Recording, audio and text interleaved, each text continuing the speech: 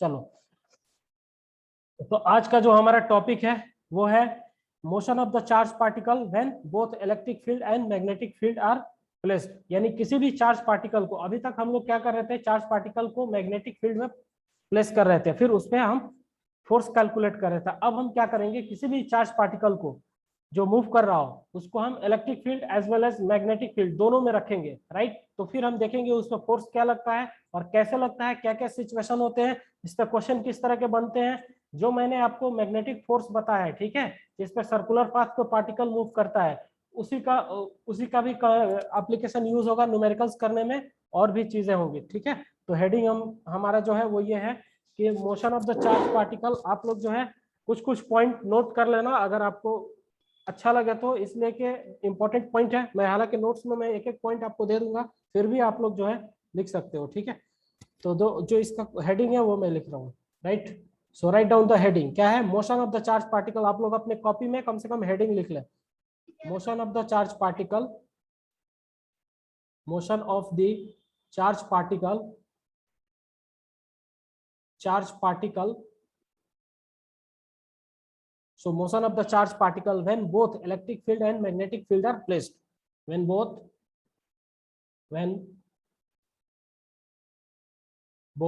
electric field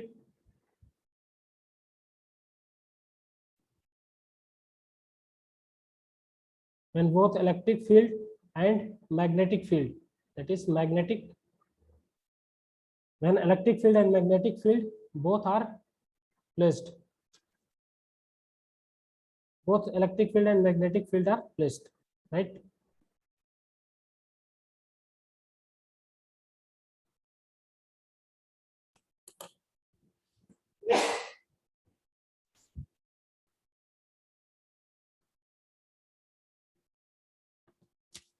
So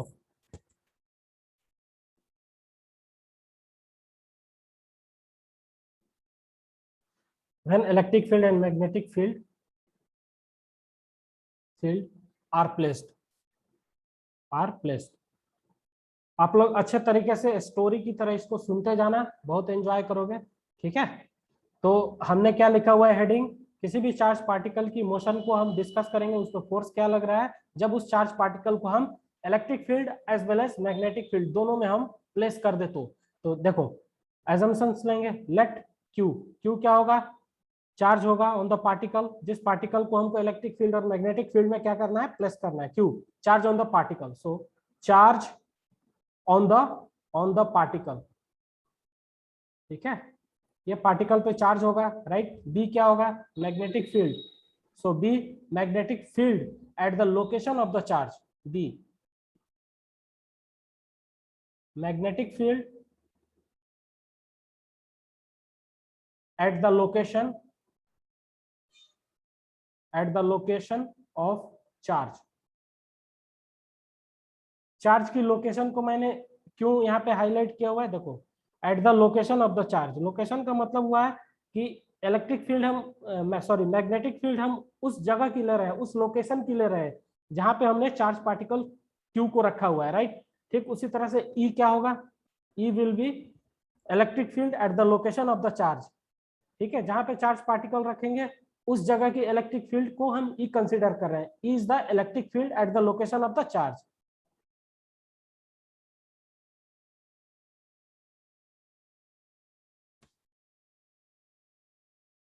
electric field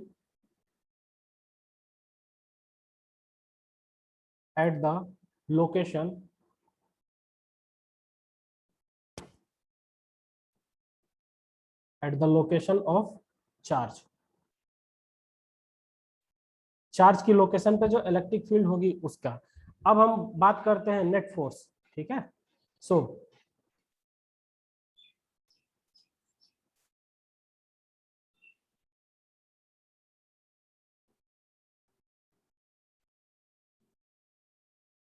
net force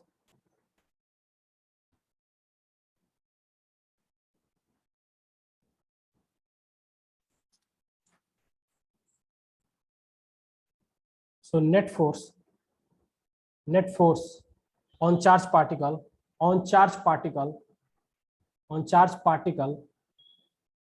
So net force on the charged particle, that is F vector, is equals to QE plus Q into V cross B, right.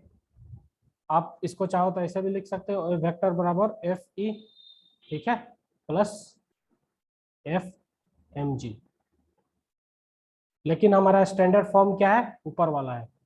सो हम लोग हमेशा क्या करेंगे, इस form को follow करेंगे। अगर किसी चार्ज पार्टिकल को, कोई भी चार्ज पार्टिकल है जिसकी चार्ज Q है और उसकी वेलोसिटी क्या है, V है, और उसको जहां पे रखा गया है, ठीक है, उस जगह की इलेक्ट्रिक फील्ड अगर E है और उस प्लेस की मैग्नेटिक फील्ड क्या है, B है, तो उस पे जो फोर्स एक्सपीरियंस होता है उसको हम क्या बोलते हैं, F vector. F is equal to QVB QE plus QV cross B, right. इस तरह से उस पे जो फोर्स एक्सपीरियंस होता है उसकी वैल्यू ये होती है, ठीक है। इस फोर्स को हम और क्या पढ़ सकते हैं, इस फोर्स को आपको लैंग्वेज में पढ़ने को बोला जाए तो कैसे पढ़ोगे इस फोर्स को, इस फोर्स को आप ऐसे पढ़ोगे, this force is the, this net force or this force is the vector addition of the force due to electric field and due to magnetic field। ये क्या है, this is the net force on the charge particle। ये किसी भी charge particle पे net force है, किसकी वजह से, नेट फोर्स किसकी वजह से, the sum of the vector addition of the force due to electric field and magnetic field, ठीक है। net force on the charge particle is the vector addition of the force due to magnetic field or due to electric field। ये force है charge particle पे electric field की वजह से, ये force है चार्ज पार्टिकल पे मैग्नेटिक फील्ड की वजह से, और इन दोनों का हमने क्या किया, वेक्टर एडिशन किया है, तो हमको ये क्या मिल रहा है, this is F net, right. तो आपको क्या पढ़ना है यहाँ पे, this is the net force, this is the net force on the charged particle which is vector addition of the force due to electric field and magnetic field। आपको ये समझ में आना चाहिए, this is the vector addition of the force on the charged particle due to electric field or magnetic field। this force is due to electric field and this force is due to magnetic field, ठीक है। इस force को और हम क्या बोलते हैं, इस फोर्स को हम बोलते हैं लॉरेंज फोर्स, ठीक है। मैं एक बार और भी आपको बताया था, फिर से बता रहा हूँ, this force is also called Lorentz force, ठीक है। this force is also called Lorentz force। एक लॉरेंज नाम के साइंटिस्ट है, there was a scientist called Lorentz who performed lots of experiment and proposed a law that is called Lorentz law. And according to this law, ठीक है, उन्होंने ये बताया कि किसी भी चार्ज पार्टिकल पे अगर कोई भी चार्ज पार्टिकल v स्पीड से चल रहा है, उसको इलेक्ट्रिक फील्ड और मैग्नेटिक फील्ड दे दे, तो उसका फोर्स जो लगता है वो किसके बराबर लगता है, QE vector plus V cross B vector, ठीक है। ये लॉरेंज एक साइंटिस्ट थे, उन्होंने एक्सपेरिमेंट के बेस पर इन चीज को दिया है। तो देखो अभी तक जो हम मैग्नेटिज्म में पढ़ रहे थे उसमें क्या एब्सेंट था, ये इलेक्ट्रिक फोर्स एब्सेंट था, यानी इलेक्ट्रिक फील्ड एब्सेंट था। तो हम जो फोर्स पढ़ रहे थे F बराबर, वो क्या पढ़ रहे थे, that is Q into V cross B, ये फोर्स पढ़ रहे थे, यानी सिर्फ हम मैग्नेटिक फोर्स पढ़ रहे थे जहां पे हमारे पास क्या होता था, ये मैग्नेटिक फील्ड अवेलेबल होता था, ठीक है। बट अब क्या किया गया है थ्योरी के अंदर, अब इलेक्ट्रिक फील्ड को भी यहाँ पे लॉन्च किया गया है। अब आप लोग मुझे एक एग्जांपल दे सकते हो जिसमें जहां पे मैग्नेटिक फील्ड जो था या मैग्नेटिक फोर्स जो था वो एब्सेंट था, वो कौन सा चैप्टर था या कौन सा कंडीशन था जिसके अंदर हम लॉरेंज फोर्स पढ़ रहे थे, बट वहां पे इलेक्ट्रिक फोर्स क्या था, सिर्फ अवेलेबल था, मैग्नेटिक फोर्स क्या था, एब्सेंट था, सिर्फ QE। वो कौन सा चैप्टर था,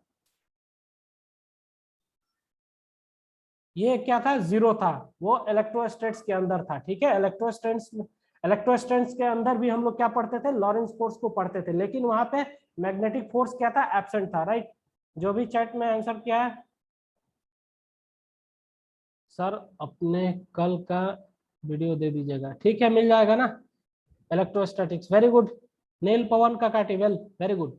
चलो देखो कॉन्सेप्ट आपको रिवाइज होते रहना चाहिए, कुछ आइडियाज लगते रहना चाहिए। अब जो हमको सिचुएशन पढ़ना है वो ये सिचुएशन है कि दोनों फोर्स अवेलेबल होंगे और उस फील्ड में हम चार्ज पार्टिकल को मूव कराएंगे और फिर उस पर फोर्स कैलकुलेट करेंगे, राइट। अब इसके अंदर कुछ स्पेशल केस होते हैं, ठीक है। अब हम स्पेशल केस में एंट्री कर रहे हैं, स्पेशल केस के बाद हम क्वेश्चन पे आ जाएंगे, बस हमारा यही कॉन्सेप्ट है। किसी भी कॉन्सेप्ट को पढ़ने का तरीका है, पहले डिस्क्रिप्शन देखो थ्योरी का, फिर उसमें स्पेशल केस देखो, रिजल्ट देखो, उसके बाद न्यूमेरिकल प्रैक्टिस करो। This is the way of learning anything conceptually, right. तो अब हम स्पेशल केस पे आते हैं। स्पेशल केस क्या हो सकता है? Special case, right. Special case में देखो हम क्या देखेंगे, सबसे पहले अगर एफ नेट 0 हो जाए, क्या हो जाए? एफ नेट 0 हो जाए, तो इसका क्या मतलब होता है? एफ नेट 0 हो जाता है तो किस केस में एफ नेट 0 हो सकता है? Wait 1 minute. देखो एफ नेट जो 0 होगा, इसका पहला जो कंक्लूजन हम निकालेंगे वो कंक्लूजन ये होगा कि जो क्यू ई है, ठीक है, क्यू ई, और साथ में क्या है? Q into we cross B, यानी ये मैग्नेटिक फोर्स, इन दोनों की क्या है? मैग्नीट्यूड सेम है, ठीक है, और डायरेक्शन अपोजिट है, तो यहाँ पे क्या हो सकता है? नेट फोर्स 0 हो सकता है, राइट। समझ में आया? देखो क्यू ई को हम क्या बोलेंगे? दिस इज इलेक्ट्रिक फोर्स, और इसको हम क्या बोलेंगे? F M G, this is magnetic force. तो नेट फोर्स जो है, नेट फोर्स बराबर क्या है? Force of electric vector addition of the electric force plus vector addition of the magnetic force, ठीक है। नेट फोर्स क्या है? Q E vector plus Q E Q V cross B vector, right? Net force is the FE vector plus FMG vector, ठीक है, यही net force है ना। तो अगर मैं ये बोल रहा हूँ कि नेट फोर्स 0 हो जाए, तो नेट फोर्स 0 होने का मतलब क्या हो सकता है? कि इलेक्ट्रिक फोर्स जो है उसकी मैग्नीट्यूड, ठीक है, क्या है? FE, इसकी मैग्नीट्यूड किसके बराबर होगी? FMG के बराबर हो सकती है, ठीक है। और डायरेक्शन में क्या होंगे? एक दूसरे से अपोजिट, डायरेक्शन में क्या होंगे? डायरेक्शन में अपोजिट होंगे, तो नेट फोर्स क्या होगा? 0 हो जाएगा, ठीक है। अब हम यहाँ से एनालिसिस स्टार्ट करते हैं। नेट फोर्स 0 है तो इसका सेंस क्या है, राइट? देखो नेट फोर्स अगर मैंने 0 किया, F net is equal to 0, this is F net 0, तो क्या लिख सकते हैं हम? देन हम क्या लिख सकते हैं? This is q E vector, यानी force due to electric field, right, plus force due to magnetic field, that is q, sorry, q into we cross B, right, is equal to 0। बोलो, कुछ doubt है क्या किसी को? नहीं sir. Okay, right, proceed करें, चलो।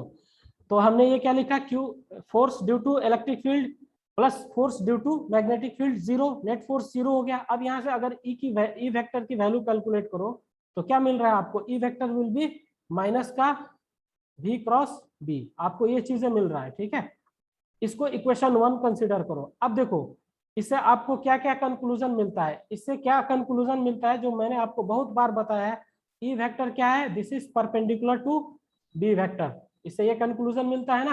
एंड ई वेक्टर अगेन क्या है? परपेंडिकुलर टू वी वेक्टर, ठीक है, बी वेक्टर के परपेंडिकुलर है। और क्या कंक्लूजन है हमारे पास? E vector is, E vector का डॉट प्रोडक्ट और बी वेक्टर का डॉट प्रोडक्ट क्या हो जाएगा? 0। और क्या कंक्लूजन है हमारे पास? ई वेक्टर का डॉट प्लस वी वेक्टर का डॉट क्या हो सकता है? 0। ये सारी चीजें मैं बता चुका हूं, ठीक है। अगर ए क्रॉस बी होता है तो सी बराबर, यहाँ पे सपोज करो if this is a C vector, ये क्या है? ये अगर सी वेक्टर है, ये किसके बराबर है?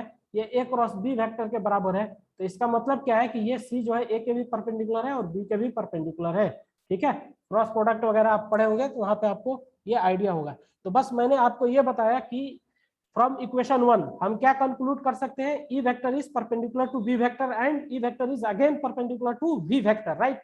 And again we can also state that dot product of E vector and B vector is 0, and again we can also say that dot product of E vector and V vector is also 0. This is V, this is velocity of the particle, this is equation number 1। मैंने ये मान लिया, आपको ये समझ में आया। ये कंक्लूजन हमने किस बेस पे लिखा? जब नेट फोर्स क्या है? 0 है। तो नेट फोर्स 0 है तो उसका मतलब क्या है? कि E जो है परपेंडिकुलर है B से, ठीक है, और E अगेन परपेंडिकुलर है V से, और ये चीज भी 0 है। ये कब कब के लिए केस है? जब नेट फोर्स 0 है। नेट फोर्स 0 होने का मतलब क्या है? जो फोर्स इलेक्ट्रिक फील्ड पार्टिकल पे अप्लाई करेगा, चार्ज पार्टिकल पे, उतना ही force magnetic field charge particle पे अप्लाई करेगा, और दोनों फोर्सेस क्या होंगे? अपोजिट डायरेक्शन में, राइट। आपको ये समझ में आ गया होगा। अब नेक्स्ट चलते हैं। देखो अब यहां से हम क्या लिख सकते हैं? हमारे पास जो इक्वेशन 1 है, इसको अगर हम इसकी मैग्नीट्यूड ले लें, if I take the magnitude of equation 1, तो क्या हो जाएगा? दैट इज ई वेक्टर की मॉड बराबर मैग्नीट्यूड हम ले रहे हैं तो क्या लिखेंगे? This is V B sine theta, ठीक है, माइनस को हम भूल जाएंगे क्योंकि हम सब पे मॉड लगा दिए, ठीक है, इसको हम इक्वेशन 2 मान लेते हैं, ठीक है। अब यहां से v बराबर हम क्या लिख सकते हैं, wait, so v is equal to हम क्या लिखेंगे, E vector upon, so v is equal to E vector upon mod of B sine theta, हाँ, बी वेक्टर का मॉडुलस, या मॉड नहीं लो तभी वो मैग्नीट्यूड होता है साइन थीटा, ठीक है। ये चीज हमको यहां से मिल गया, ठीक है। अब ये चीज मिल गया, देखो इसका मतलब क्या होता है, इसका मतलब थोड़ा सा समझो। मैं आपको बोल रहा हूं कि नेट फोर्स जो है किसी भी पार्टिकल पे क्या है, जीरो है, इसका मतलब उस पे एक्सेलरेशन क्या है, जीरो है। आप समझ रहे हो ना मेरी बात को, नेट फोर्स जीरो तो इसका मतलब उस पे एक्सेलरेशन जीरो, एक्सेलरेशन अगर जीरो है तो चेंज इन वेलोसिटी क्या है, वो भी जीरो है। इसका मतलब कि पार्टिकल जिस वेलोसिटी से पहले जा रहा था वही वेलोसिटी उसकी आगे भी है, इनिशियल जो था वो फाइनल के बराबर है, ठीक है। ये समझ रहे हो ना आप मेरी बात को। अगर किसी भी पार्टिकल पे नेट फोर्स जीरो है तो उसका मतलब यह है कि उसपे उसकी वेलोसिटी में कोई चेंज नहीं आ रहा है, ठीक है। नेट फोर्स जीरो का मतलब हुआ कि वो पार्टिकल जो है बैलेंस सिचुएशन में है, यानी उस पर अनबैलेंस फोर्स नहीं आ रहा है, वो बैलेंस फोर्स है, तो वो क्या होगा, उस पर एक्सेलरेशन जीरो होगा। जब किसी भी पार्टिकल पे एक्सेलरेशन जीरो है तो एक्सेलरेशन ही तो है जो पार्टिकल की स्पीड को घटाता है बढ़ाता है, तो पार्टिकल की स्पीड ना घटेगी ना बढ़ेगी ना उसकी डायरेक्शन चेंज होगी, राइट। तो पार्टिकल जैसे पहले चल रहा था वैसे ही चलेगा। तो हम नेट फोर्स से क्या कंक्लूड कर सकते हैं, हम नेट फोर्स से ये कंक्लूड कर सकते हैं कि if charge particle, if net force is zero, it means charge particle passes through a region of electric field and magnetic field without change in its velocity। हम कंक्लूड कर सकते हैं ना इससे, ठीक है। इस चीज को मैं लिखूंगा नहीं, आपको समझ में आना चाहिए। अगर किसी को कोई डाउट हो तो आप लोग मेरे से इस पे अभी पूछ सकते हो रोक करके, ठीक है। मैंने क्या बोला कि नेट फोर्स जीरो है, नेट फोर्स जीरो होने का मतलब उस पार्टिकल पे एक्सेलरेशन जीरो, उस पार्टिकल पे एक्सेलरेशन जीरो, इसका मतलब उस पार्टिकल के अंदर जो है कोई चेंज नहीं आ रहा है वेलोसिटी में। जब वेलोसिटी में चेंज नहीं आ रहा है तो जो वेलोसिटी पहले थी इनिशियल थी वही फाइनल ही रहेगी, राइट। तो वेलोसिटी में कोई चेंज नहीं आ रहा है, इसका मतलब नेट फोर्स जीरो है। नेट फोर्स जीरो है तो हम ये लिख सकते हैं कि ई परपेंडिकुलर टू क्या है, दैट इज वी वेक्टर इस सिचुएशन में, ठीक है। और E perpendicular to B vector, ठीक है। दिस इज फ्रॉम इक्वेशन 1 हमने लिखा है और मैं बताया भी हूं, ठीक है। ये हुआ पहला। अगर डायरेक्शन की बात करें हम तो डायरेक्शन क्या था इस केस में, जहां पे नेट फोर्स जीरो था, direction of E is opposite to the direction of V cross B.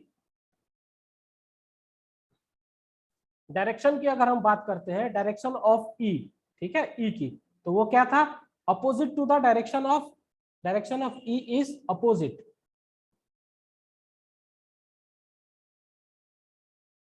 Direction of E is opposite to the direction of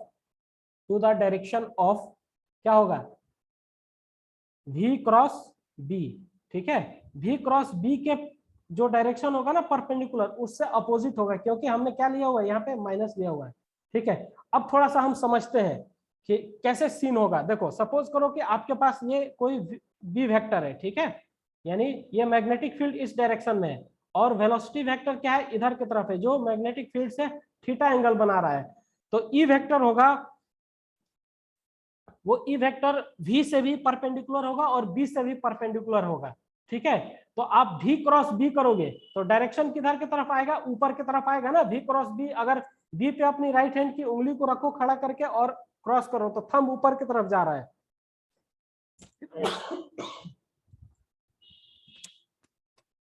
thumb ऊपर की तरफ जा रहा है, लेकिन यहाँ पे माइनस लगा हुआ है, तो b e की डायरेक्शन जो होगी वो किधर की तरफ होगी, सो ई की डायरेक्शन कुछ इधर की तरफ होगी। वेट, आपको ये नोट्स में मिल जाएंगे, समझ में आ जाना चाहिए, बहुत सिंपल है, ठीक है। ई की डायरेक्शन ऐसे होगी, ठीक है, इस तरह से, this will be the E vector. अब एंगल की बात करते हैं, तो एंगल कहां से कौन बनाएगा, देखो ये बी से ई जो होगा ना ये 90 डिग्री बनाएगा, और बी से ई भी 90 डिग्री बनाएगा, ये भी 90, ये भी 90। तो आपको सिचुएशन अब समझ में आ गया होगा, ठीक है। अब देखो इसमें एक और स्पेशल केस बन जाता है, वो स्पेशल केस क्या है उसको हम और देखते हैं, ठीक है।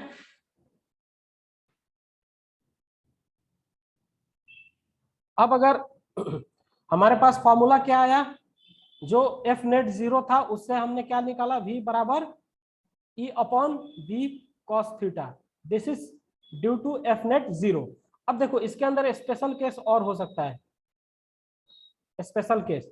वो स्पेशल केस क्या हो जाएगा, अगर हमारा थीटा जो है, इफ थीटा इज 90 डिग्री, जो भी और बी के बीच जो एंगल थीटा था वो अगर हम 90 डिग्री कर दें तो क्या सीन बनता है, वो ये बनता है कि ई जो होगा ना, E vector that is perpendicular to V vector, और वी वेक्टर जो होगा वो परपेंडिकुलर होगा किसके, बी वेक्टर के। अब तीनों एक दूसरे के परपेंडिकुलर हो गए। तो अगर आपको कहीं भी क्वेश्चन में इस तरह का सिचुएशन दिया रहे, किस तरह का, इस तरह का, यानी ई परपेंडिकुलर भी और भी परपेंडिकुलर बी, कैसा सिचुएशन दिया रहा है, ई परपेंडिकुलर, हाँ बोलो बोलो सर। हाँ बोलो। सर ओ phi equal to E B cos theta कैसे होगा, बी sin थीटा था ना। नहीं नहीं, वी कॉस थीटा ही था ना, या साइन थीटा था। अच्छा क्रॉस में क्या आता है, sin थीटा था। हाँ साइन थीटा होगा। sin थीटा आता है sir. Okay okay very good, it means आप लोग ध्यान से देख रहे हो। चलो ये साइन थीटा होगा, मैंने गलत लिख दिया, कोई बात नहीं, इससे तो ये चेक होता है ना कि आप लोग सिंसियर हो। दिस इज साइन थीटा, ठीक है। तो आपको अगर क्वेश्चन में ये कंडीशन दे दिया रहा है, क्या दे दिया रहा है कि E is perpendicular to V, V is perpendicular to B, अभी मैं न्यूमेरिकल लूंगा इस पे, ठीक है। तो इसे आपको ये समझना है कि नेट फोर्स क्या होना है, जीरो होना है, ठीक है। पहला कंडीशन नेट फोर्स जीरो होना है, तब ई परपेंडिकुलर होगा किसके, भी के, और फिर ई परपेंडिकुलर होगा बी के।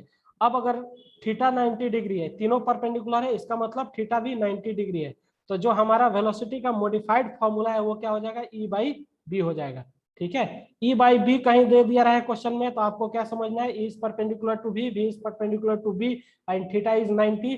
और फर्दर आपको और इसको क्या समझना है, इसको ये समझना है कि एफ नेट क्या था, जीरो। क्यों जीरो था, क्योंकि इलेक्ट्रिक फील्ड जो फोर्स प्रोड्यूस कर रहा है वो फोर्स मैग्नेटिक फील्ड के द्वारा प्रोड्यूस किया फोर्स के बराबर है मैग्नीट्यूड में, और डायरेक्शन में क्या है, अपोजिट है, राइट। और इससे क्या कंक्लूजन मिलता है, हमें ये कंक्लूजन मिलता है कि पार्टिकल जो इलेक्ट्रिक फील्ड और मैग्नेटिक फील्ड के रीजन से पास करेगा उसमें वेलोसिटी उसकी कोई चेंज नहीं करेगी, ठीक है, ये चीज मिलता है। अब हम इस पे कुछ क्वेश्चंस लेंगे, ठीक है। अब मैं आपको एक चीज समझा देता हूँ कुछ क्वेश्चंस लेने से पहले, कि सपोज करो कि हमारे पास कोई एक इलेक्ट्रॉन गन है, ठीक है, इस तरह से। सपोज हमारे पास ये कोई एक इलेक्ट्रॉन गन है। इलेक्ट्रॉन गन का मैं एग्जांपल इसलिए ले रहा हूँ क्योंकि इलेक्ट्रॉन गन से ही इलेक्ट्रॉन को निकाला जाता है। इसमें मैग्नेटिक फील्ड क्या है, अंदर की तरफ है, और इलेक्ट्रिक फील्ड क्या है, यूनिफॉर्म है, ऐसे है, right. This is B, this is E.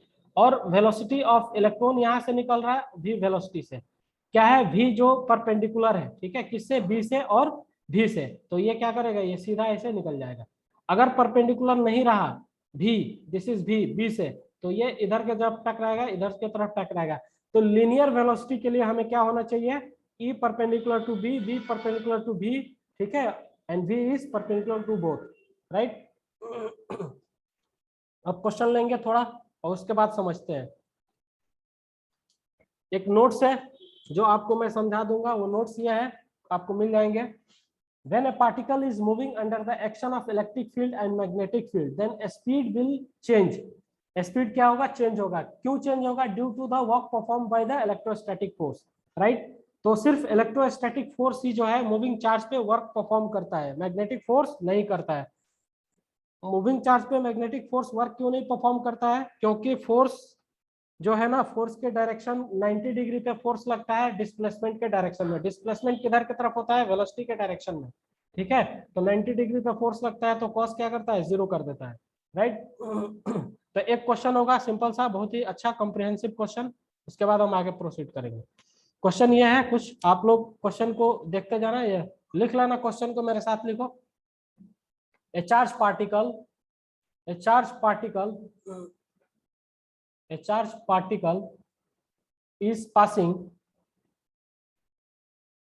a charged particle is passing through a region of, passing through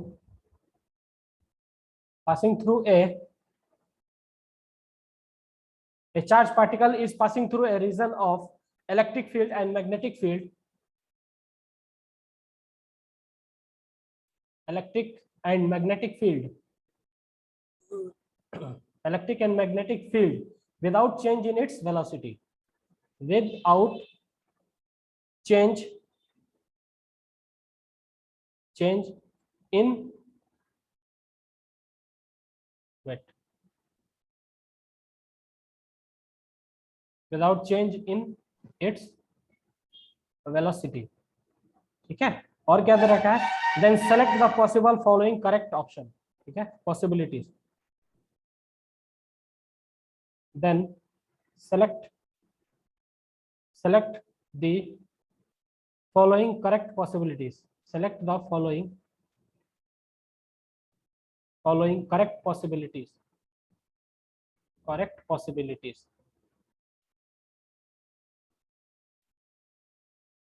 आपको क्या दे रखा है पॉसिबिलिटी, नंबर ए में क्या है, E0 राइट एंड B0,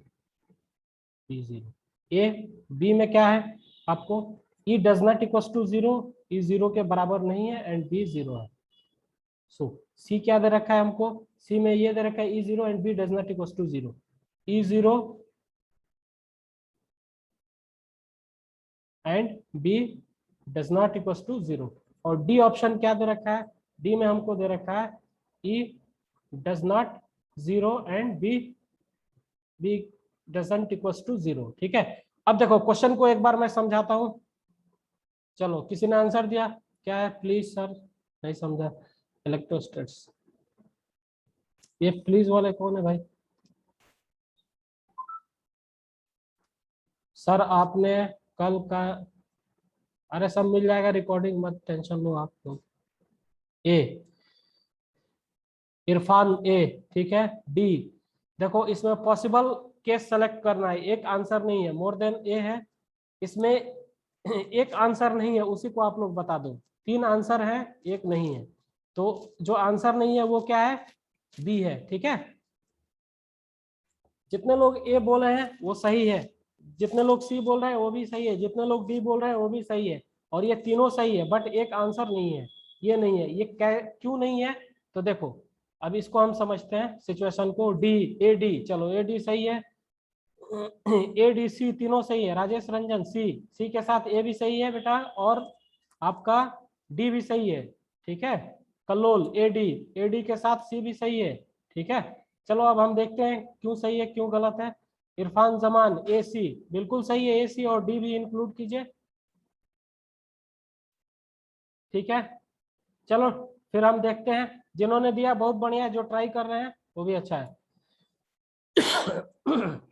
देखो क्वेश्चन को पहले पढ़ो, क्वेश्चन में ये बोला जा रहा है कि a charge particle is passing through the region of electric field, कोई चार्ज पार्टिकल है इलेक्ट्रिक फील्ड और मैग्नेटिक फील्ड के रीजन से पास कर रहा है without change in its velocity, तो हम मान लेते हैं कि मैग्नेटिक फील्ड किधर की तरफ है, इधर की तरफ है, इनवर्ड है, ठीक है, यूनिफॉर्म मैग्नेटिक फील्ड है, कुछ ऐसे, राइट, देखते जाओ ऐसे है।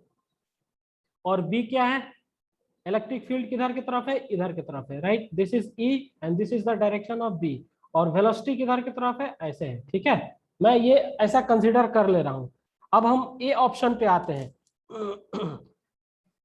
कोई भी चार्ज पार्टिकल जिसकी वेलोसिटी में चेंज ना हो, वेलोसिटी में चेंज ना होने का मतलब है कि उस वेलोसिटी का मतलब हो गया उसके डायरेक्शन में और मैग्नीट्यूड दोनों में चेंज ना हो, चेंज इन वेलोसिटी। अब हम आते हैं थोड़ा सा इधर एक्सप्लेनेशन पर, ठीक है। Change in velocity, change in velocity का मतलब क्या होता है, मैग्नीट्यूड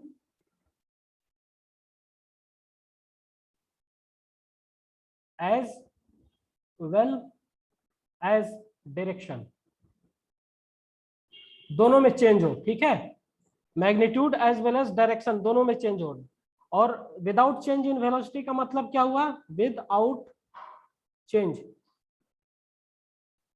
इन वेलोसिटी, इसका मतलब क्या हुआ, no change in direction, no change in direction,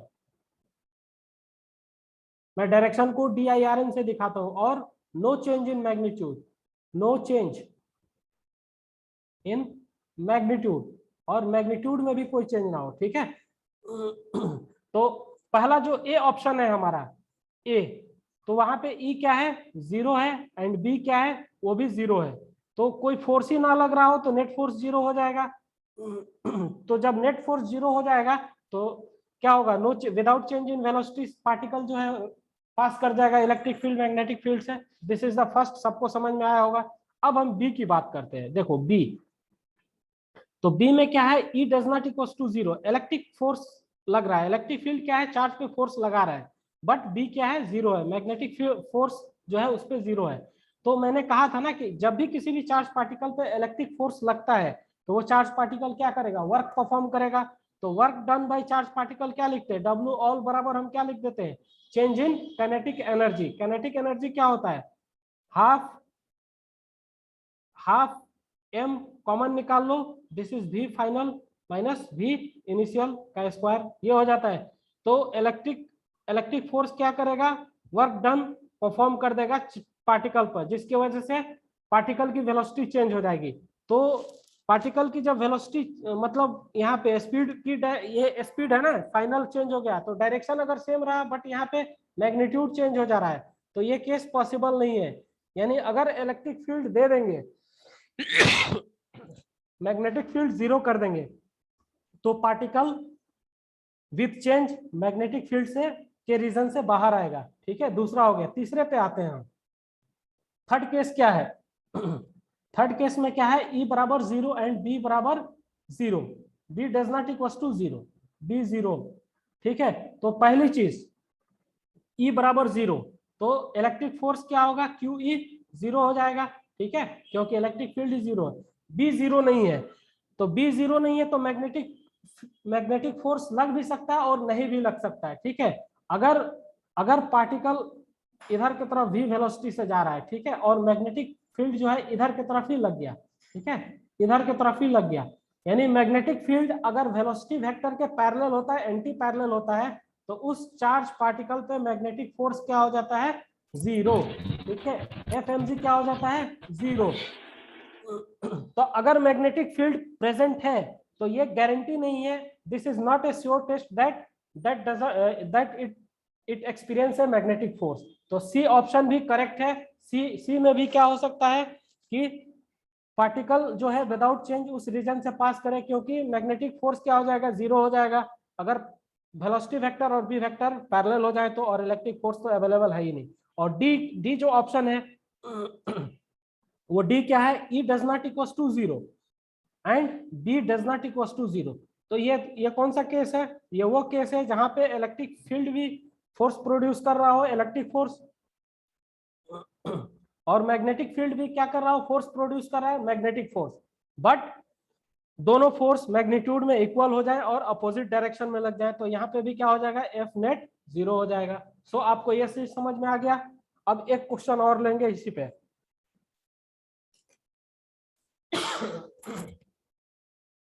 now move on the next question. Next question पे हम मूव करते हैं। बहुत ही सिंपल क्वेश्चन है, अच्छा क्वेश्चन है।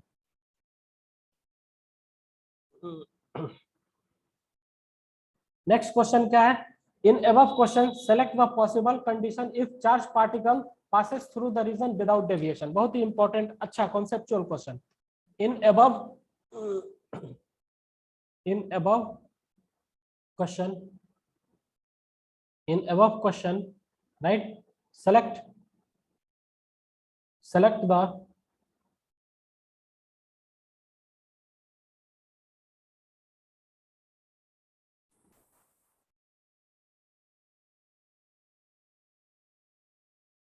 राइट, वो नेट का इशू हो गया था थोड़ा बहुत, चलो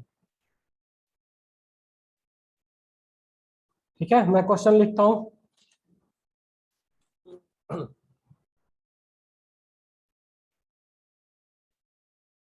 in above question select the possible condition,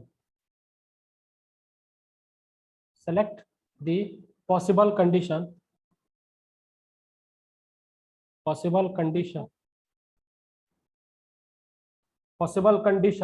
if charge particle, if charge particle, sir हाँ बोलो, सर बोलिए बोलिए। सर सर स्क्रीन नहीं दिख रहा, नहीं आ रहा। स्क्रीन व्हाइट बोर्ड नहीं नहीं दिख दिख रहा। सर व्हाइट बोर्ड नहीं दिख रहा। हाँ सर व्हाइट बोर्ड नहीं दिख रहा। अच्छा अच्छा, सर क्या करें, फिर से इसको कनेक्ट करें, न्यू शेयर, चलो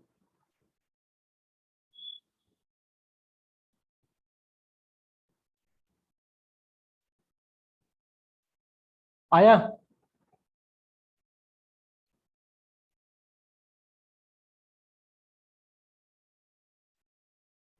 दिख रहा है स्क्रीन आप लोगों को? हाँ हाँ सर। सर दिख रहा है। ओके सर तो देखो, इन above question select the possible condition if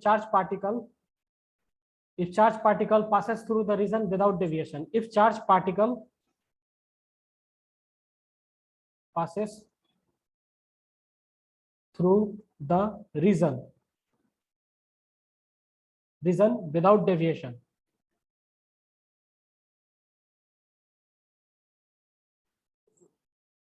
देखो दो टर्म है, विदाउट डेविएशन और चेंज इन वेलोसिटी, इनका बहुत इंपॉर्टेंस है।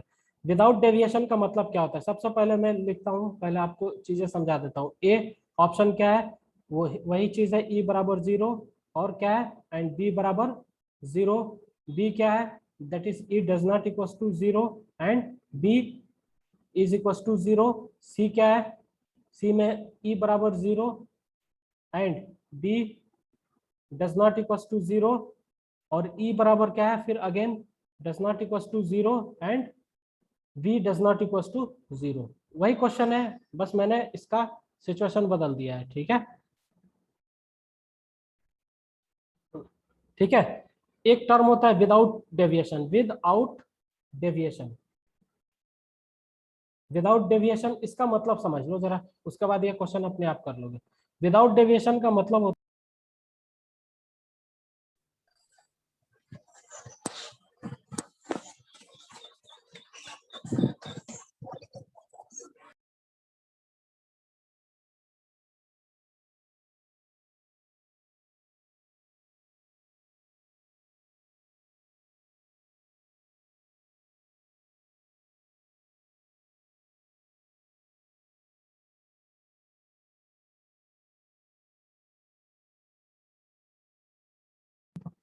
हेलो हेलो हाँ सर। हाँ हाँ सर। सर। ओके, क्वेश्चन क्या है, मुझे एक और क्वेश्चन लेना है फटाफट में। ई बराबर 0 आप लोगों ने लिख लिया होगा ना, and B that is equal to 0। Sir first, कुछ सुनाई नहीं दे रहा सर। सर आवाज आवाज नहीं आ रहा सर। फंस आवाज फंस नहीं जा कह रही है, रही है सर। अभी जा रहा है आवाज सही नहीं? फंस फंस कह रही है सर सर। फंस फंस कह रही है। फंस फंस कह रही है। नेट प्रॉब्लम है, नेट का इशू है, अनस्टेबल नेट लिख रहा है, ठीक है, इसीलिए प्रॉब्लम आ रहा है। हाँ मैं क्वेश्चन लिख दे रहा हूँ, ठीक है, और लैंग्वेज लिख दे रहा हूँ, आपको समझ में आ जाए।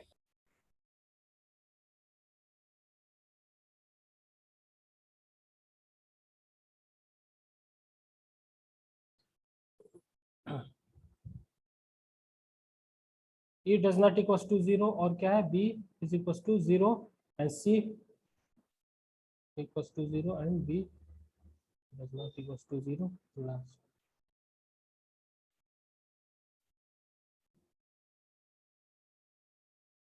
C and D। आवाज जा रही है आप, क्लियर आपको? हेलो, हाँ सर अभी आ रही है। हाँ सर। देखो विदाउट डेविएशन का मतलब क्या होता है, विदाउट डेविएशन का मतलब होता है, मतलब जिसकी डायरेक्शन चेंज ना हो, no change in direction, right, no change in direction. Direction को मैं DIRN से रिप्रेजेंट करूंगा, but no comment on magnitude.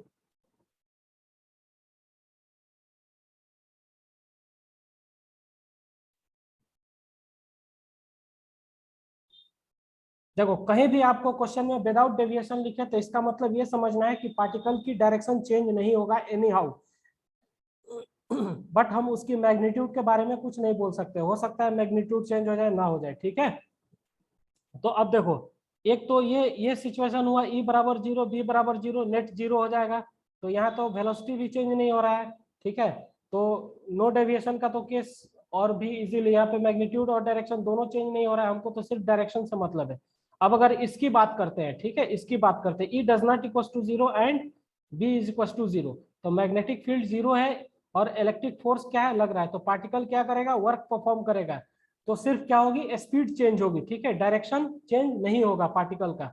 अगर आप work done by electric force लिखोगे तो क्या हो जाएगा, जो भी होगा work done by electric force लिखोगे तो आपका जो फोर्स होगा एफ डॉट डी एस, ठीक है, यहाँ पे, तो वो किसके बराबर हो जाएगा, मैग्नेटिक फोर्स तो जीरो हो जाएगा, half m as it is रखो, half m as it is रखो, और v final minus v initial, यानी वर्क डन जो होगा इसके अंदर क्या करेगा, चेंज इन काइनेटिक एनर्जी होता है। तो काइनेटिक एनर्जी में क्या होता है, हाफ एम बी स्क्वायर, यानी फर्स्ट पोजीशन की स्पीड, सेकंड पोजीशन की स्पीड, तो इसमें स्पीड चेंज हो सकता है, ठीक है, बट डायरेक्शन चेंज नहीं करेगा ये।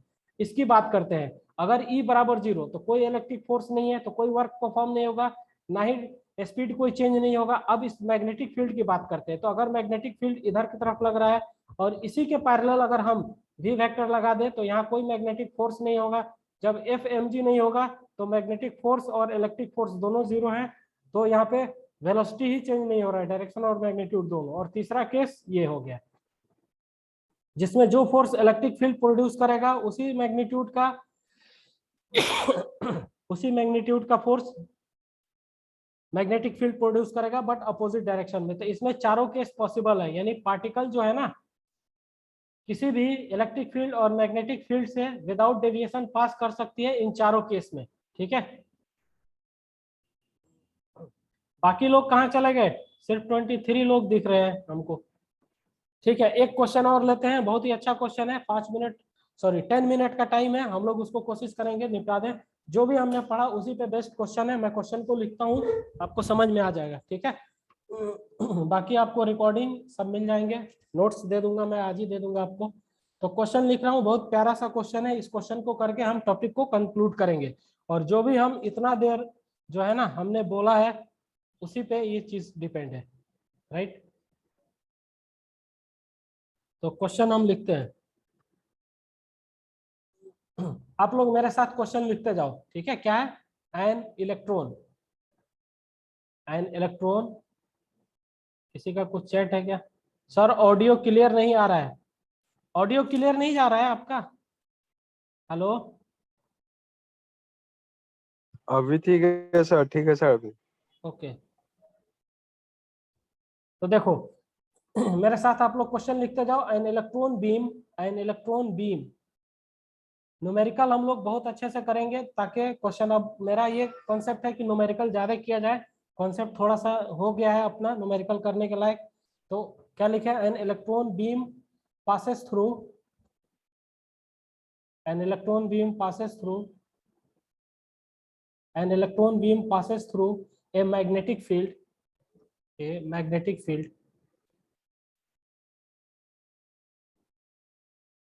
an electron beam passes through a magnetic field of 2 into 10 raised power minus 3 2 into 10 raised power minus 3 Weber meter square, right. And electric field is and electric field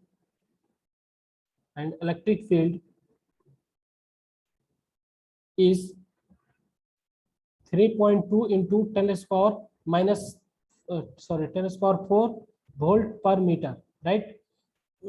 both acting simultaneously, both acting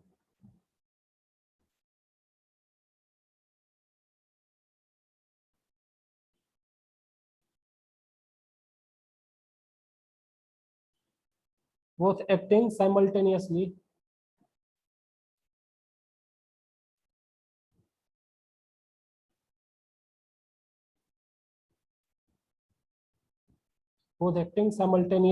ठीक है। और क्या दे रखा है bracket में हमको, E perpendicular to B vector और E B perpendicular to B vector, right, इस तरह से दे रखा है। If path of the electron remains undeflected, क्या दे रखा है, if path of electron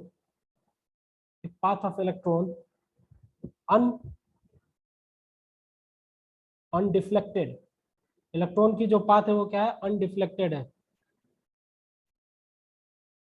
if path of the electron is undeflected.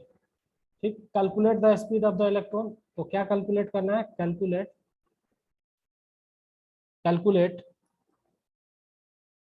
Speed of the electron, electron की स्पीड कैलकुलेट करनी है, right, speed of the electron. और क्या निकालना, if electric field is removed, if, मेरे साथ क्वेश्चन आप लोग लिखते जाएं, if electric field is removed, अगर हम इलेक्ट्रिक फील्ड को क्या करें, रिमूव कर दें, ठीक है, what will be the radius of the electron of the path, what will be the radius of electron of the path। ठीक है, क्या दे रखा है, मास दे रखा है, मास of the electron m e दे रखा है, कितना है 9.1 into 10⁻⁻9.1 into 10⁻⁻31 kg। Mass of the electron क्या है 9.1 इंटू 10⁻31 kg, ये क्या है 31 है, दिस इज 31। आप लोग इस क्वेश्चन को 1 मिनट है, आप करके हमको आंसर बताएं, अगर नहीं समझ में आता है तो फिर मैं सॉल्व करता हूं। सबसे पहले आपको भी निकालना है,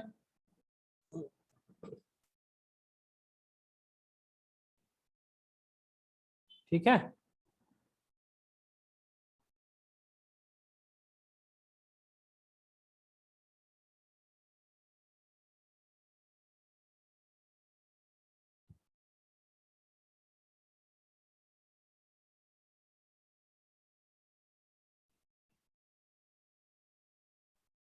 आज आप लोग क्या नेटवर्क इशू है क्या? नहीं सर। बाकी बच्चे किधर गए, सब दिख नहीं रहे, क्या समझ में नहीं आ रहा है क्या टॉपिक आज का? चलो 1.6 इंटू 10⁻7 मीटर पर सेकेंड, बिल्कुल सही आंसर है, सबका आंसर सही लग रहा है, 1.6 इंटू 10⁻, बट आपको ऑप्शन में जो है ना 16 इंटू 10⁻6 मीटर पर सेकेंड है, ठीक है।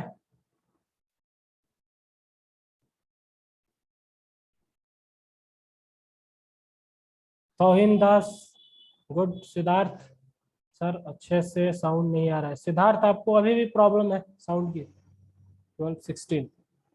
चलो ठीक है, अब क्या कर सकते हैं, चलो मैं इस क्वेश्चन को फिनिश करता हूं, ठीक है। देखो बहुत सिंपल है, इसमें कंडीशन क्या दे रखा है, सबसे पहले गिवन सिचुएशन पे जाना है, मैंने आपको बहुत समझाया है, ठीक है। गिवन सिचुएशन क्या है, पहला हमको क्या दे रखा है, फर्स्ट हमें दे रखा है E is perpendicular to B and B is perpendicular to B। इसका मतलब क्या है कि F नेट क्या है 0 है, और थीटा जो है ना वो 90 डिग्री है, किसके किसके बीच, B और V के बीच। This is V vector, this is B vector and this is B vector, ये क्या है B वेक्टर है और ये V वेक्टर है, इस तरह से है, और ये एंगल जो है 90 डिग्री है।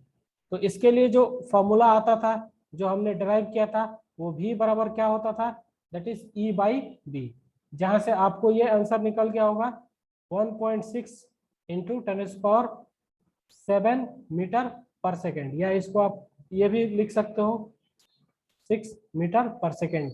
आपका ऑप्शन कुछ इस तरह से है, आपको कुछ और भी दे सकता है ऑप्शन में। दूसरा, अगर हम इलेक्ट्रिक फील्ड को रिमूव कर दें, ठीक है, इलेक्ट्रिक फील्ड को रिमूव कर दें तो क्या सीन बनेगा, ठीक है। सपोज करो ये मैग्नेटिक फील्ड है, इस तरह से, ऐसा मैग्नेटिक फील्ड है ऐसे, राइट, और इलेक्ट्रिक फील्ड को रिमूव कर दिया गया है, तो बी जो है ना वो क्या है, यूनिफॉर्म है और भी से परपेंडिकुलर है, और भी क्या है, इधर की तरफ मूव कर रहा है ऐसे, दिस इज भी, और भी और बी के बीच में एंगल कितना है 90 डिग्री है। तो मैग्नेटिक फोर्स इस पे आप जब कैलकुलेट करोगे, सपोज करो कि यहाँ से भी को हम इमिट करा रहे हैं एट पॉइंट ए से, तो मैग्नेटिक फोर्स किधर की तरफ लगेगा, आप लोग बता सकते हो मुझे, मैग्नेटिक फोर्स की डायरेक्शन इधर की तरफ लगेगा, राइट। तो पार्टिकल किधर मूव करेगा, सर्कुलर पाथ पे कुछ ऐसे मूव करेगा। आप लोग को क्या करना है, v के डायरेक्शन में अपनी राइट हैंड की चारों उंगलियों को ले जाना है, ठीक है, और b के तरफ कर्ल करना है। थंब क्या देगा, डायरेक्शन। तो फर्स्ट के डायरेक्शन में यहाँ पे आपको सेंटर मार्क कर लेना है, this will be the centre. अब पार्टिकल जो है ना ऐसे मूव कर रहा है, तो इसकी रेडियस कुछ होगी, सपोज करो ये r हो जाएगा। तो r बराबर सर्कुलर पाथ के लिए देखो, पार्टिकल सर्कुलर पाथ पे क्यों मूव करेगा, क्योंकि एक तो वेलोसिटी परपेंडिकुलर है किसके, बी के, और बी क्या है, यूनिफॉर्म है। जब क्वेश्चन में कुछ बी के बारे में ना दिया रहे, यूनिफॉर्म नॉन यूनिफॉर्म, तो आपको क्या कंसीडर करना है, यूनिफॉर्म कंसीडर कर लेना है। तो रेडियस बराबर हमारे पास क्या फॉर्मूला होता था, M V upon Q B. तो एम की वैल्यू रखो, मास ऑफ द इलेक्ट्रॉन दे रखा है आपको 9.1 इंटू 10⁻³ kg ऐसे दे रखा है। वेलोसिटी आपने निकाल लिया, वेलोसिटी कितना था 16 इंटू 10⁻6 मीटर पर सेकेंड, ठीक है। अपॉन में क्यू कितना है, charge of the electron 1.6 into 10⁻⁻19 coulomb, और बी कितना है दे रखा है, बी आपको that is equal to 2 into 10⁻⁻3, ठीक है। और फाइनल जो आंसर आएगा आपका वो कितना हो जाएगा, मैं आपको फाइनल आंसर बता देता हूं, that is so the final answer is 91/20 centimetre. आपको यहां से मीटर में कैलकुलेट होगा, ठीक है। योर आंसर जो होगा ना रेडियस का आंसर जो होगा वो होगा आपका 91/20, ये सेंटीमीटर में आया।